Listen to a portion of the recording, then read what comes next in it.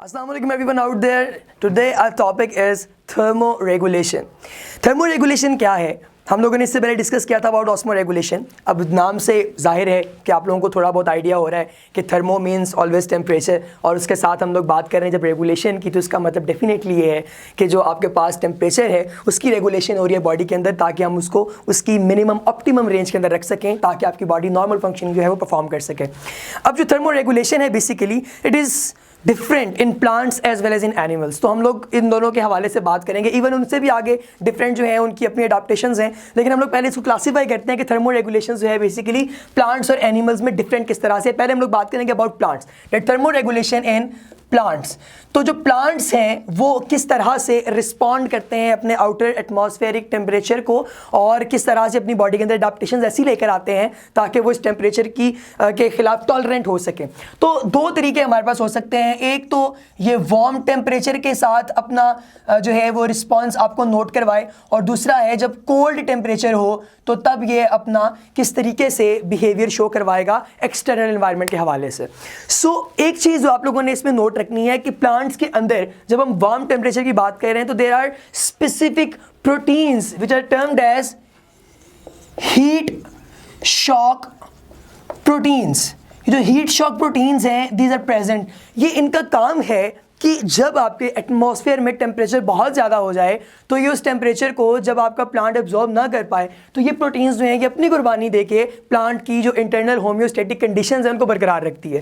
तो इसके अलावा जो वार्म टेम्परेचर है उसमें क्या होगा, जो प्लांट है वो मैक्सिमम जो है कोशिश करेगा कि वो अपने अंदर पानी को वो रिजर्व रखे अगर उस इलाके में पानी की कमी है, और अगर इलाके में पानी की ज़्यादती है तो ट्रांसपीरेशन का प्रोसीजर बढ़ता रहेगा. इसी तरीके से प्लांट अपने इंटरनल बॉडी टेम्परेचर को अपनी मिनिमम रेंज में रखने के लिए जो अपना मेटाबॉलिक रेट है उसको थोड़ा बहुत लो रखेगा, ताकि बहुत ज़्यादा जो है उसके अंदर हीट जनरेट ना हो पाए.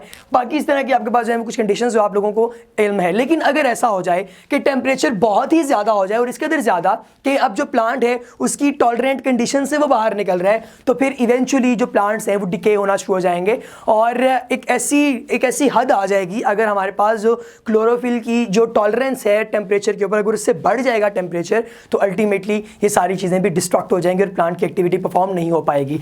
और अगर हम लोग बात करें कि कोल्ड टेम्परेचर के हवाले से कि कोल्ड टेम्परेचर में वो किस तरह से जो है वो रिस्पॉन्ड करता है, तो कोल्ड टेम्परेचर में सबसे पहली चीज़ जो आप लोगों को पता होनी चाहिए कि प्लांट्स लेयर्स कैसी बनाता है, जो लेयर्स जैसे आउटर एटमॉस्फेरिक कंडीशंस हैं, ड्रास्टिक कंडीशंस उनसे महफूज रखती. अब जो कोल्ड टेम्परेचर है उसमें क्या होगा कि अगर इस इलाके में, जैसे आपको पता है कि हर प्लांट जो है वो डिफरेंट जो अपना टेम्परेचर जो है उसके हवाले से डिफरेंट एरियाज़ में रहता है. फॉर एग्जाम्पल किसी इलाके का टेम्परेचर बहुत ज़्यादा है, वहाँ के प्लांट्स डिफरेंट होते हैं. अगर किसी का मीजो टेम्परेचर है तो वहाँ पे कुछ और तरह के प्लांट्स होंगे. अगर वो ज़ीरोफाइट्स हैं तो वो बहुत ज़्यादा ड्रास्टिक कंडीशन में रहते हैं. जो कोल्ड इलाके हैं उनमें भी उगने वाले प्लांट्स बड़े स्पेशल होते हैं. लेकिन अगर कभी ऐसा हो जाए कि नॉर्मल, मतलब अगर मीज़ो हम लोग इलाके की बात करें जहाँ पे बड़ा दरमियानी रेंज है टेम्परेचर की, वहाँ पे पौधे प्रेजेंट हैं, तो उन पौधों में अगर कोई प्रॉब्लम आ रहा है तो उससे बचने के लिए फिर इन लोगों ने अपने अंदर एक फैट्स की भी बाज़ दफ़ा लिपिड्स की यानी फैटी एसिड्स को, अगर हम लोग इसको तो भी वेरी प्रिसाइज बात करें तो फैट्स की लेयर्स बना लेते हैं ताकि ये आउटर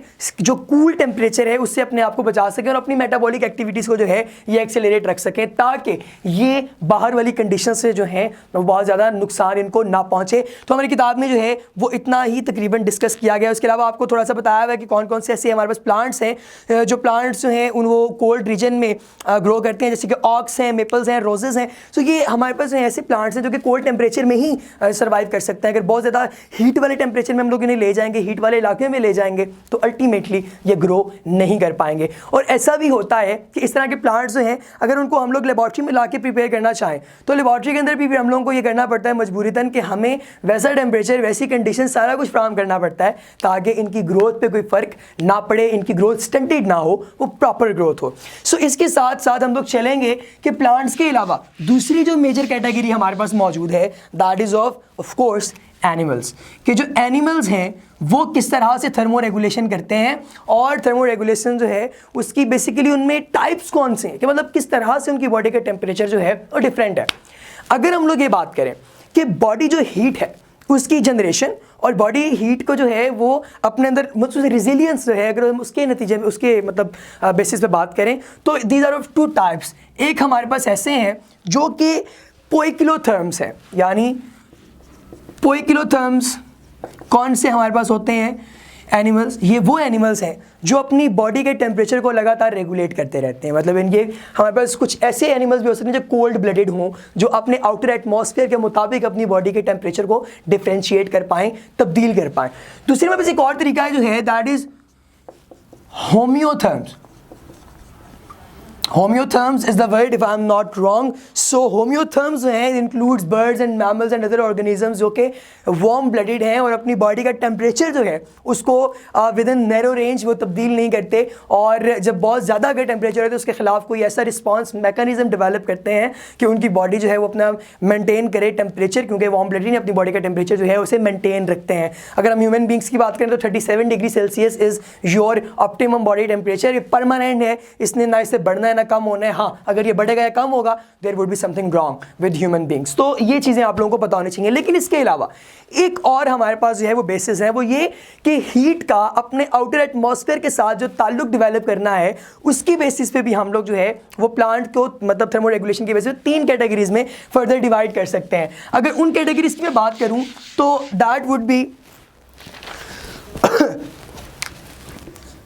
एंडोथर्म्स, एक्टोथर्म्स और हेट्रोथर्म्स।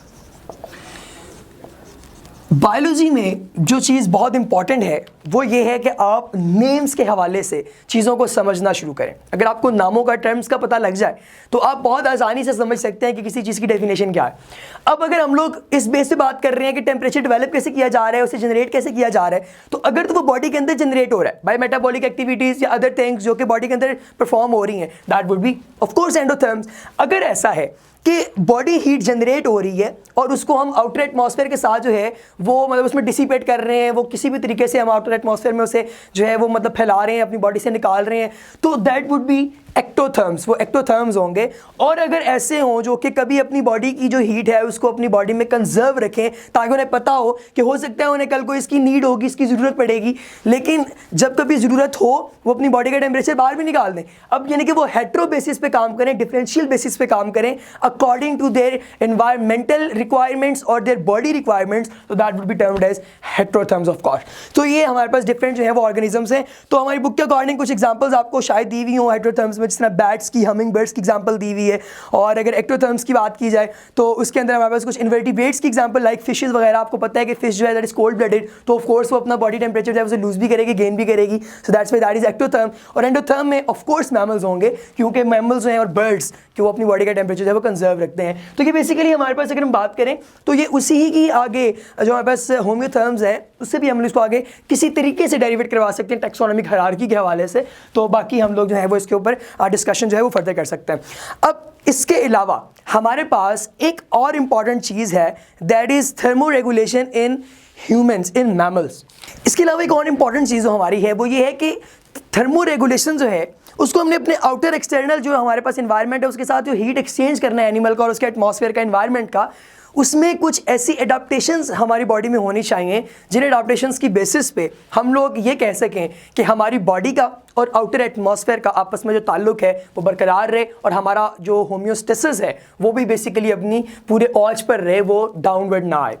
तो अब इसको हम लोग फिर यूँ करेंगे कि हम लोग इसको बेसिकली 3 कैटेगरीज में डिवाइड करेंगे, क्योंकि वो ऐसी कौन कौन सी एडाप्टेशंस हैं जिनकी बेसिस पे हमारी बॉडी जो है वो अपना टेम्परेचर कंजर्व रख सकती है या वो अपनी थर्मो रेगुलेशन जो है उसे बेटर परफॉर्म कर सकती है।